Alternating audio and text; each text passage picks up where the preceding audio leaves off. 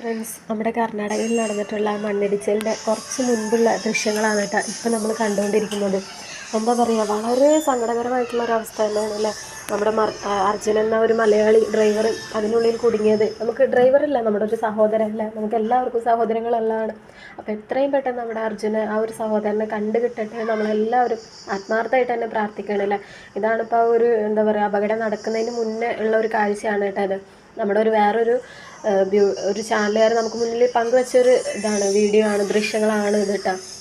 അപ്പോൾ ആ ഒരു വ്യക്തിയുടെ ഈ ചാനൽ, നമ്മുടെ അലീന ബ്യൂട്ടി ബ്ലോഗ് എന്ന് പറയുന്നൊരു ചാനലുടെ ഹസ്ബൻഡ് ആ ഒരു വഴി തന്നെയാണ്, അദ്ദേഹം ഒരു ഡ്രൈവർ തന്നെയാണ്. അപ്പോൾ ആ ഒരു വഴി തന്നെയാണ് അദ്ദേഹം പാസ് ചെയ്തത്. ആ ഒരു പാസ് ചെയ്തതിന് തൊട്ട് മുൻപുള്ള ദൃശ്യങ്ങളാണ് കേട്ടത്. ആ വ്യക്തി പോകുന്ന ടൈമിലും ചെറുതായിട്ട് ഇങ്ങനെ മണ്ണിടിച്ചിലും കാര്യങ്ങളും ഉണ്ടായിരുന്നു. അപ്പോൾ ഇങ്ങനെ ചെറുതായിട്ട് സൂചന കിട്ടിയ കാരണം തന്നെ അദ്ദേഹം അവിടുന്ന് വേഗം ഇങ്ങനെ വണ്ടി എടുത്ത് പോവുകയാണ് ചെയ്തത്. അപ്പോൾ നമുക്കിതുപോലെ ചെറുതായിട്ട് എന്തെങ്കിലും സൂചന കിട്ടിയാൽ തന്നെ നമ്മൾ വേഗം അവിടുന്ന് വണ്ടി എടുത്ത് പോകാൻ വേണ്ടി ശ്രമിക്കാം. കാരണം നമുക്കറിയില്ല, അത്ര ഇതിലുള്ളൊരു ഇതാണ്, നമുക്കത് കണ്ടാൽ തന്നെ അറിയാം. അപ്പോൾ എവിടെയാണ് അത് പൊട്ടിത്തുടങ്ങുക, എവിടെ ചെന്ന് അവസാനിക്കുക ഒന്നും നമുക്ക് പറയാൻ പറ്റില്ല.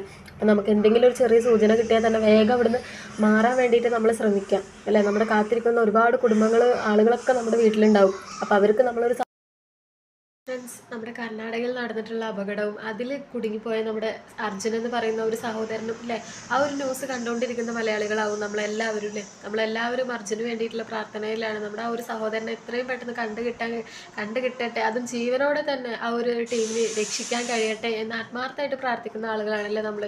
ഇപ്പോഴും നമുക്ക് കിട്ടുന്ന ഒരു വിവരം എന്ന് പറയുന്നത് അർജുൻ എപ്പോഴും അതിനുള്ളിൽ ജീവനോടെ തന്നെ ഉണ്ട് എന്നാണ് നമുക്ക് മുന്നിൽ ഇപ്പോഴും കിട്ടുന്ന ഒരു വിവരം. അതുകൊണ്ട് തന്നെയാണ് നമ്മളെല്ലാവരും ഇത്രയധികം ആത്മാർത്ഥതയോടുകൂടി അർജുന് വേണ്ടി പ്രാർത്ഥിക്കുന്നത്. എത്രയും പെട്ടെന്ന്, ഇനി ഒരു നിമിഷം പോലും വൈകാതെ അർജുൻ എത്രയും പെട്ടെന്ന് തന്നെ കണ്ടുകിട്ടട്ടെ എന്നാണ് നമ്മൾ എല്ലാവരും ആഗ്രഹിക്കുന്നത്. ഇവിടെ ഒരുപാട് സഹോദരങ്ങൾ ആ വഴി ഇപ്പോഴും യാത്ര ചെയ്യുന്ന ആളുകളാണ്. അപ്പോൾ പരമാവധി അവരോടൊക്കെ നമ്മൾ പറയുക, ആ ഒരു ഭാഗത്ത് ഫുള്ള് മണ്ണിടിച്ചിലായ കാരണം റോഡ് മൊത്തം ബ്ലോക്ക് ആയിട്ടുണ്ട്. ആ ഒരു വഴി ഇപ്പോൾ നാട്ടിലേക്ക് വരാനോ അല്ലെങ്കിൽ തിരിച്ച് അവർക്ക് പോകാനോ ഒരു സാധിക്കാത്തൊരവസ്ഥയിലാണ് ഇപ്പോൾ കിടക്കുന്നത്.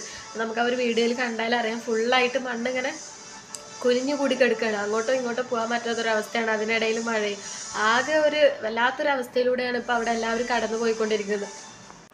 അപ്പം എല്ലാവരും പ്രാർത്ഥിക്കുക, എത്രയും പെട്ടെന്ന് നമ്മുടെ ഒരു അർജുനൻ സഹോദരനെ ജീവനോട് തന്നെ നമുക്ക് എന്താ പറയുക, രക്ഷിച്ചെടുക്കാൻ കഴിയട്ടെ എന്ന് വേണ്ടി പ്രാർത്ഥിക്കാം. നമ്മുടെ എല്ലാവരും അവിടെ ആത്മാർത്ഥമായിട്ട് അവരെല്ലാവരും, റെസ്ക്യൂ ടീമും പോലീസും കാര്യങ്ങളും എല്ലാവരും ആത്മാർത്ഥമായിട്ട് തന്നെ അവിടെ ശ്രമിക്കുന്നുണ്ട്. അപ്പം എത്രയും പെട്ടെന്ന് അർജുൻ എങ്ങനെയാണോ എന്താ പറയുക, നമുക്ക് ജീവനോടെ തന്നെ തിരിച്ചു കിട്ടുന്നത്. അതുപോലെ ഒരുപാട് ആളുകൾ അതിനുള്ളിൽ വേറെയും കുടുങ്ങിയിട്ടുണ്ട് എന്നൊക്കെ പറയുന്നുണ്ട് കേട്ടോ. അവിടെ ചെറിയ ചെറിയ ചായക്കടകളിലും ഇതിലൊക്കെ ഉണ്ടായിരുന്ന ആളുകൾ, അവരുടെയൊക്കെ അവസ്ഥ എന്താണെന്ന് നമുക്ക് പൂർണ്ണമായിട്ട് അറിയില്ല. അതുപോലെ തന്നെ ഇവിടെ ഇങ്ങനെ മുൻപ് ഒരുപാട് മണ്ണിടിച്ചിൽ ഉണ്ടാവുന്ന ഒരു സാധ്യതയുള്ള സ്ഥലങ്ങളാണ്. അപ്പോൾ ആ വഴി പോകുന്ന ആളുകളുണ്ടെങ്കിൽ പരമാവധി ശ്രദ്ധിക്കുക.